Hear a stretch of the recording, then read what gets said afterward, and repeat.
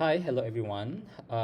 This week lecture focuses on the topic of ethical decision making, which is divided into two main sections. So, in the initial section, we will delve into the aspects of ethical reasoning and deliberation. So, this will cover the definition of these terms, the concept of moral agency, the understanding of autonomy, as well as the significance of ethical reasoning. So in the second part of the lecture, we will explore a practical guide outlining the steps to take when dealing with challenging ethical dilemmas. So let us embark on this journey together to deepen our comprehension on ethical decision making. So let's get started. These are the three learning objectives for this week lecture. The first one, to understand the importance of ethical decision making and how it applies to personal and professional situations. Second, to analyze common ethical dilemmas and develop strategies to make informed and ethical choices. And finally, to apply ethical decision making framework to evaluate real life scenarios and to make morally justifiable decisions. Okay, let's start with the definition of ethical deliberation. So, ethical deliberation is the process where every individual involved in a decision is recognized as a legitimate moral agent. This means that each person is expected to provide reasons for their own perspectives and to actively listen to the viewpoints of others. It involves a thoughtful and open-minded exchange of ideas where all voices are valued and considered in the pursuit of making ethical choices. Ethical deliberation promotes transparency, mutual respect, and the collective examination of values to arrive at morally sound decisions. Okay, based on the definition of the ethical reasoning, I highlighted the word moral agents. Okay, so what is a moral agent? Yeah, so moral agents are individuals, okay, who possesses the capacity to distinguish right from wrong and are accountable for their own actions. A critical aspects of being a moral agent is the responsibility to avoid causing unjustified harm to others. This ethical principle guides the behavior and decision-making process of moral agent. All right. Now, when we talk about moral agent, we need to also comprehend the nature of persons. So the concept of nature of person has been long-standing topic of contemplation among philosophers. So it delves into the fundamental questions of what is truly means to be considered a person. This inquiry raises debates about whether merely being human is sufficient to define personhood, or if additional elements or criteria are necessary to characterize individuals as person. So in exploring the nature of persons, we will scrutinize how the notions of moral agency and moral agent intersect with this philosophical discourse. While these questions remain complex and without a definitive resolution, its exploration provides valuable insights into our understanding of human identity and ethical responsibility. Okay, in relation to personhood, okay, next we explore what is autonomy. So, for starters, the famous 18th century philosopher Immanuel Kant had a whole lot to say about nature of persons debate. He believed that autonomy is required for personhood. In other words, personhood takes independence. It requires the ability to steer the course of one's own existence. Now, the definition of moral agency and the nature of persons inevitably raise more questions that delve into the complexities of human identity and ethical consideration. So, one compelling query that arises is the concept of autonomy and independence. It prompts us to ponder what characteristics define these traits and how they relate to being a person. Okay, so for instance, a newborn baby is far from being autonomous or independent. But does this imply that a baby is not a person? This line of thinking prompts us to questions at what point an individual transitions into personhood. Is it marked by significant milestones such as the first word spoken, the first step taken, or an act of defiance?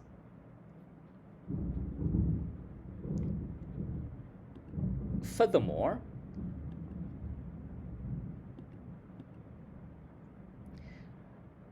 considering individuals who are burdened with conditions like amyotrophic lateral sclerosis or the Lou Gehrig disease, which leads to the loss of mobility and speech, poses a profound ethical dilemmas. Does the loss of physical abilities diminish one's personhood? Does it strip away their status as a moral agent? So these poignant questions surrounding the nature of persons challenge us to confront the complexities and nuances of human existence and moral responsibility. The discourse surrounding the nature of persons is indeed rich with complications and uncertainties that demand thoughtful contemplation and ethical reflections. The concept of autonomy refers to individuals' capacity for self-determination, enabling them to make independent decisions, take actions, and evaluate their choices based on their own reasoning and values. So this concept can be understood in two main ways. Okay, the first one is in the Kantian approach, autonomy is defined as the ability to engage in deliberated self-legislation, where individuals act in accordance with the rational principles they themselves have chosen to follow. This perspective emphasizes the importance of individuals making moral choices based on their own rational consideration rather than being swayed by external influences. All right. So the autonomy is the ability, according to the Kantian approach, the ability of an individual to act according to their own rational will and moral principle. Yeah. For example, a person who chooses to donate to a charity because they believe it is morally right, even when it may be more convenient for them not to. On the other hand, in the utilitarian approach, autonomy is linked to an individual's ability to pursue and fulfill their preferences. These perspectives highlight the significance of allowing individuals to freedom to act that align with their own desires and interests, promoting a sense of self-direction and a personal agency. Okay? For example, a person who decided to pursue a career in art because it brings them a personal fulfillment, even if it may not be the most financially lucrative option. All right, next let's see the connection between autonomy and responsibility. Okay, so responsibility entails being aware of one duty to make decisions and behave appropriately based on various commitments. So these commitments may stem from obligation toward external authorities, oneself, one's status, engagements, agreements, respected others, or accepted principles and rules. Okay, there are three different aspects of responsibility. Okay, as you can see. The first one is spontaneously obtain status or commitments. Okay, so in this aspect, individuals find themselves obligated to fulfill certain duties or tasks based on their natural or spontaneous roles or commitments. These duties arise organically from the roles individuals find themselves in. Okay. Secondly, is the consciously accepted status or commitments. So here, individuals consciously choose to accept certain roles, positions, or commitments that come with specific duties or obligation. By accepting these roles or position voluntarily, individuals take on the responsibilities that accompany them. All right. Okay, and third is a legal responsibility, where this aspect refers to the obligations that individual or entities are required to fulfill under laws and regulations. Legal responsibilities are enforceable by law and pertain to compliance with the specific legal requirements and regulation. All right. So in ethics, autonomy and responsibility are closely interconnected concepts. Yeah. Responsibility is a reflection of autonomy, implying that autonomy cannot exist without responsibility. So when responsibility is lacking, autonomy can become arbitrary, signifying that the individual may make decisions without regard for the interest of others.